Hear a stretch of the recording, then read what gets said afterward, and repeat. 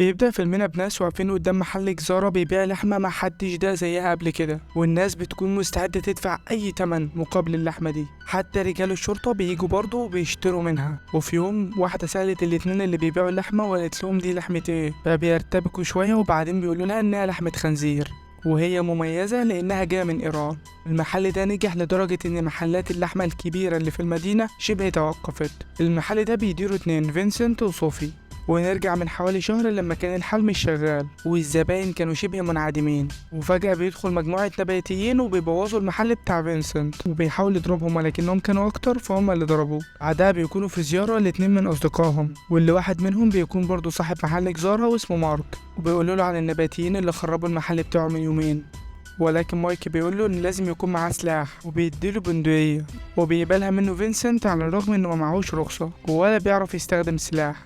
وهما مروحين فينسنت بيشوف واحد من اللي خربوا المحل بتاعه، فبيقف بالعربية وبيرجع علشان يوقعه، ولكنه بيفقد السيطرة وبيقتله. فينسنت كان عاوز يتصل بالشرطة ويسلم نفسه، ولكن صوفي منعته وقالت له ان هو كده هيتحبس مش اقل من 15 سنة، وقالت له ان هو لازم يجيبه ويقطعه ويحطه في اكياس بلاستيك ويوزعه في المدينة. وفعلا قرر انه يعمل كده، وبالليل بدأ يحط الجثة في المحل ويقطع فيها، وبعد ما قطعها كان مرهق وقرر انه يكمل الصبح. ولكن لما بيروح المحل بيلاقي انه مفتوح، وبيكتشف ان صوفي باعت حتة من الراجل بدون قصد، وكمان الست اللي اشترت عاوزة تاخد منها تاني. فينسنت بيحاول يديها لحمة تانية ولكنها بتكون مصرة انها تاخد من اللحمة دي، فبيقطع لها كمان جزء وبيديهولها. ولما بتمشي بيقول له صوفي على كل حاجة، وهي ما بتكونش ممانعة ان هم يبيعوا اللحمة دي، تقول له ان دي انسب طريقة علشان يتخلصوا من الجثة. لكن فينسنت بيرفض وبيقرر يتخلص من اللحمة دي.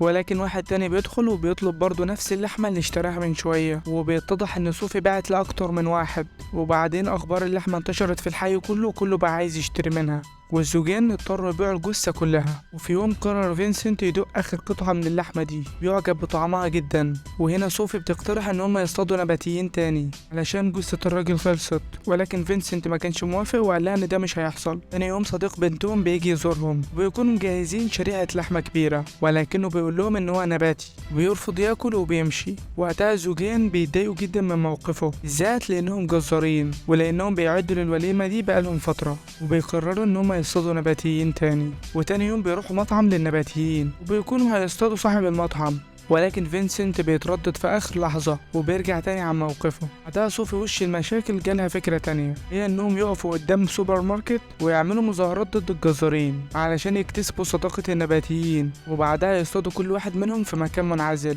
وفعلا بيلاقوا واحد نباتي بس رفيع، وبيقولوا له يجي عند مكب النفايات علشان يتناقشوا اكتر في امور النباتيين وكده، ويوافق رغم سخافة الفكرة. لما بيجي بيكون معاه 2 من اصدقائه، فبيقرروا ان هم يكنسلوا الخطة ان ممكن واحد فيهم يهرب ويفضحهم، وبيقولوا لهم ان هم رايحين يخربوا محل جزارة، وفينسنت وصوفي بيضطروا يوافقوا، وده علشان ما يتكشفوش. وبعدها بيطلع المطعم اللي هم هيخربوه مطعم مايك، وراحوا وبقوا يقربوا في المحل، وده لانهم اصلا متضايقين منه غيرانين من نجاحه.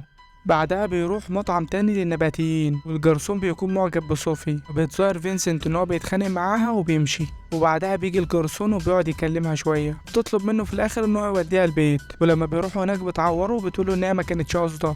بتطلب منه يدخل البيت علشان يعملوا اسعافات اوليه للجرح، وفعلا بيوافق.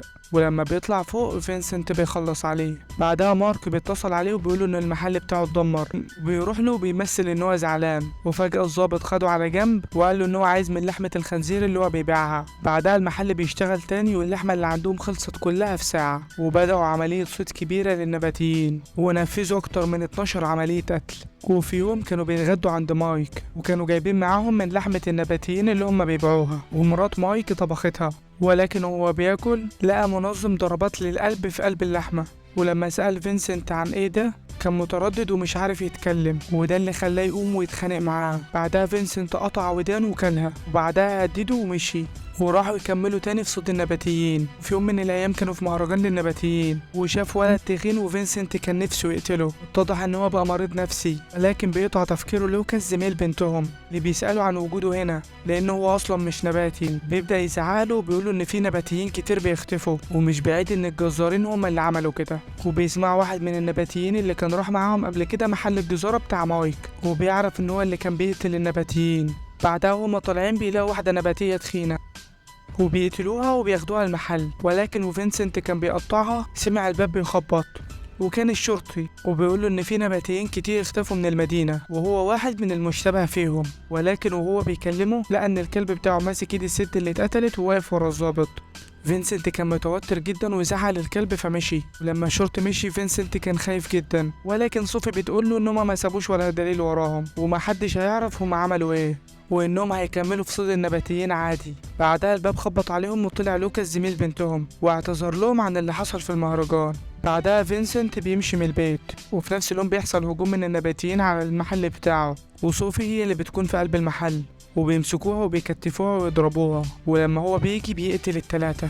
وفي نفس الوقت مايك كان بلغ الشرطة واتقبض على الاتنين واتنسب لهم 30 جريمة قتل، ولكنهم بيتصدموا لأن اللي اتقتل بسببهم 21 بس، وده معناه ان كان في حد كمان بيقتل النباتيين. وبس، والفيلم بيخلص على كده. ما تنساش تعمل لايك للفيديو لو عجبك، واشتراك في القناة وفعل جرس الإشعارات.